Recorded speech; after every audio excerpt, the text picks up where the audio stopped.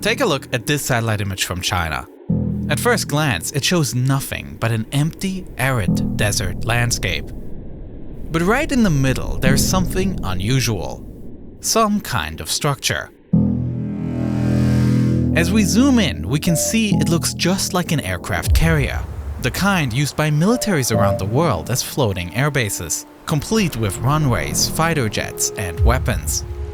But this one isn't in the ocean, but in the middle of the desert. Let's zoom out for some context. The satellite image was taken over the Taklamakan Desert in northwestern China. Normally, aircraft carriers operate in the harsh conditions of the open sea. But this region, while far more dry, is no less extreme. From a global perspective, the Taklamakan Desert is a fascinating place. Unlike the surrounding deserts made of rock, this one is made of sand. In fact, it is the second largest sand desert in the world. Vast, uninhabited, and seemingly untouched by humans, it stretches out like a giant eye made of sand. A landscape so alien it almost looks like it belongs to another planet. So why, of all places, would the Chinese military build these structures here? In recent years, China has made increasing headlines for its expanding aircraft carrier project. China's first domestically built aircraft carrier has entered service. China has clearly invested in this defense industrial infrastructure to produce these ships. Just 15 years ago, China didn't have a single aircraft carrier. Today, it has 3. But if we take a closer look at the shape in the satellite image, something doesn't add up. The design doesn't match that of China's own carriers. Instead, the structure strongly resembles the design of the American ones. For comparison, here is the distinctive shape of the Gerald R. Ford class carrier, the latest in the US Navy's fleet. Moving slightly away from this location, we can see a path cutting through the desert. This appears to be train tracks. And on the other side of the tracks, yet another structure comes into view. This one doesn't look like an aircraft carrier, but it has a striking resemblance to an Arleigh Burke-class destroyer, one of the most widely used warships in the US Navy. The similarity is unmistakable, not just because of its general shape, but because of the precise outlines of key features, like the ship's bridge, its funnels, and even the vertical launch system used for firing missiles. But it also doesn't look quite like the real ship. It looks more like a flat mock-up, a replica built to mimic the real thing. Examining historical satellite images confirms this suspicion. We can see that in 2020, the site first appeared as a grid of cubes, with several tall structures, possibly masts or antennas, arranged in the shape of the American warship. Only later, the full outline of the ship was marked more clearly. The aircraft carrier shape also appears to be just a mock-up. Here, older satellite images show that this spot originally had a different layout, featuring 3 distinct shapes, a small and a medium-sized outline of an aircraft carrier, and the largest version drawn with those tall metal poles. And when we look again at the train tracks running through the middle, we can see just how strange they are. Instead of running straight, the track curves and twists before making a sharp right turn. This is odd because the surrounding desert is completely flat land, so there are absolutely no natural obstacles that would require these turns. Why wasn't the track built in a straight line? And it gets even stranger when we follow where these tracks lead. Heading north, they come to a stop at a base facility with a large hangar, a few supporting buildings, and a lot of trucks nearby. And when following the tracks the other way, heading south, they simply vanish into the desert as the tracks just end, with no sign of ongoing construction and no clear purpose. To get close to understanding why China is doing all of this, it's helpful to take a look at where the real counterparts of these mock-up ships are located. Because it turns out, US aircraft carriers often aren't as far away from this desert as one might think. The United States has deployed an aircraft carrier to the South China Sea. A Chinese warship almost running into an American destroyer on Saturday. Tensions in the waters around China have been escalating for years, leading to frequent confrontation between the US and China. At the center of these disputes are two major conflicts: the South China Sea and Taiwan. In the South China Sea, multiple nations lay claim to various overlapping territories, and China asserts its claim over almost the entire sea, treating the ocean as its own national territory rather than international waters. To reinforce this claim, China has artificially expanded low-lying islands and underwater reefs, covering them with sand and transforming them into military outposts. The US, in response, regularly sends warships through these waters and conducts military exercises. The purpose of these so-called freedom of navigation operations is to challenge China's territorial claims on the sea. But this is just one reason why US carriers are present near China. The second major conflict is the increasingly tense situation between China and Taiwan. Tensions over Taiwan look no closer to a peaceful resolution. Beijing claims Taiwan as part of its territory. While Taiwan de facto operates as a fully independent nation with its own government, mainland China views it as a renegade province, one that, if necessary, could be brought under control by force. The threat of a Chinese invasion of Taiwan is very real, and it is something the US opposes, which is why the US Navy maintains a strong presence in the Taiwan Strait. Two serious conflicts that have the potential to become much worse, and China is preparing for them by using their desert as a practice ground for a potential future war.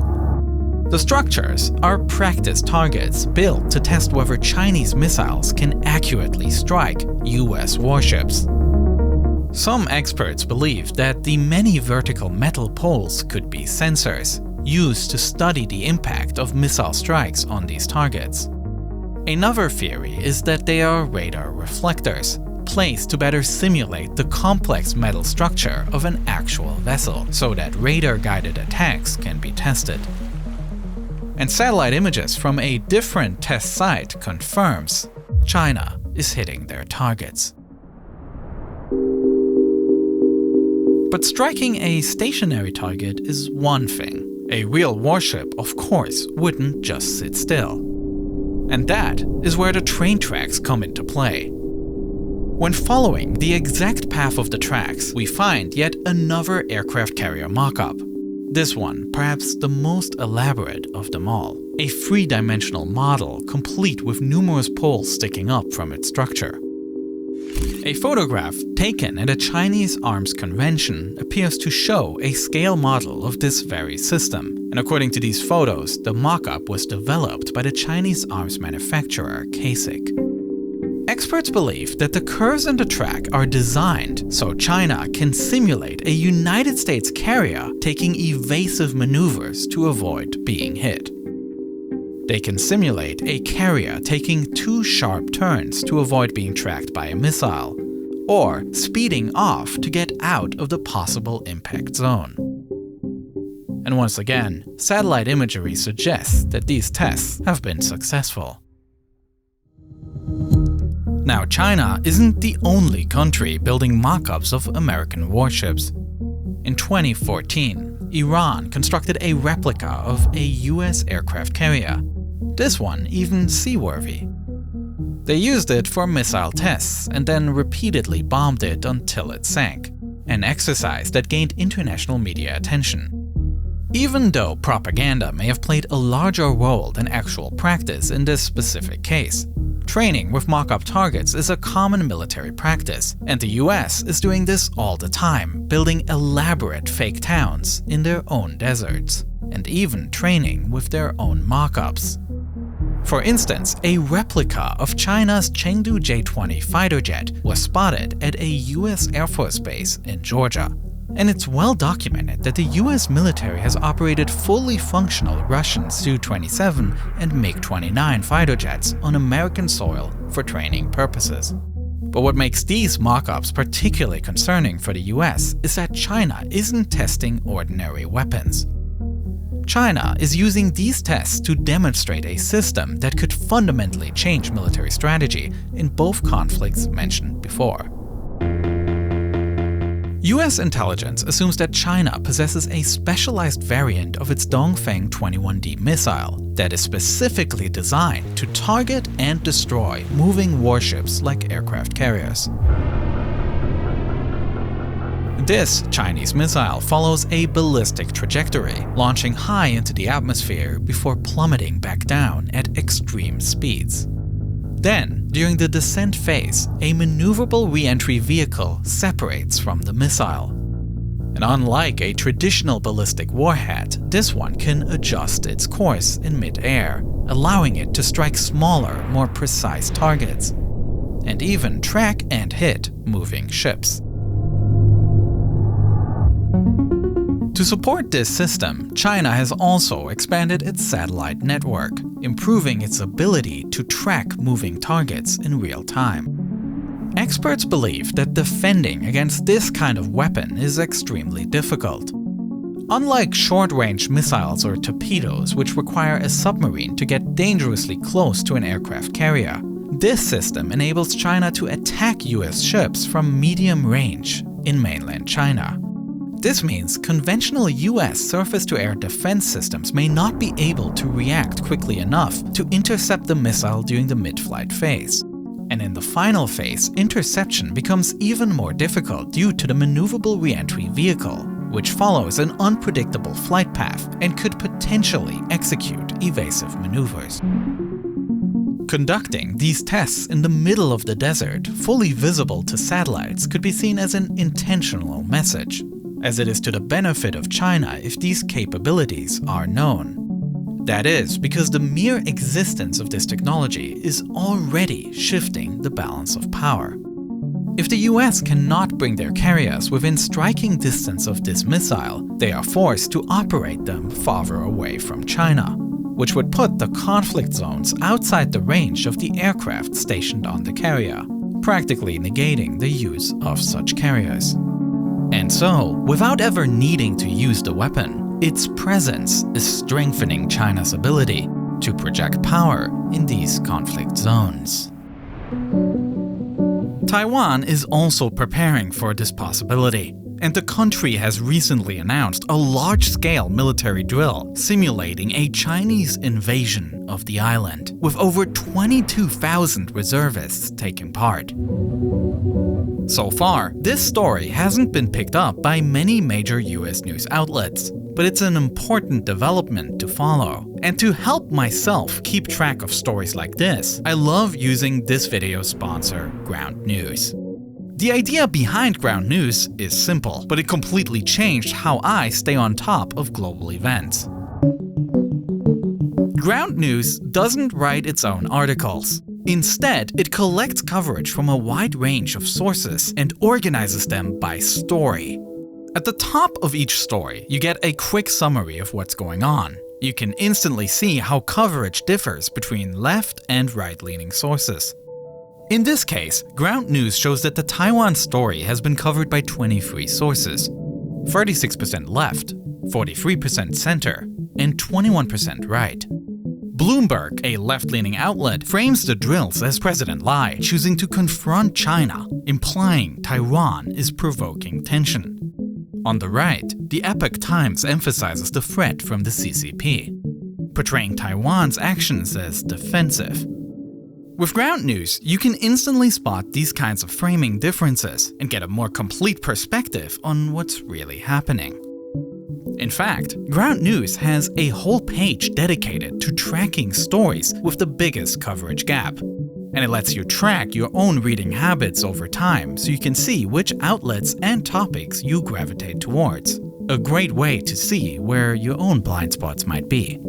So head to ground.news/neo or click the button on screen right now to try Ground News today. And if you use that exact link, you'll even get 40% off their Vantage plan, which is their most elaborate plan. And you'll be supporting my channel at the same time. So thanks for checking out Ground News. And thank you so much for watching.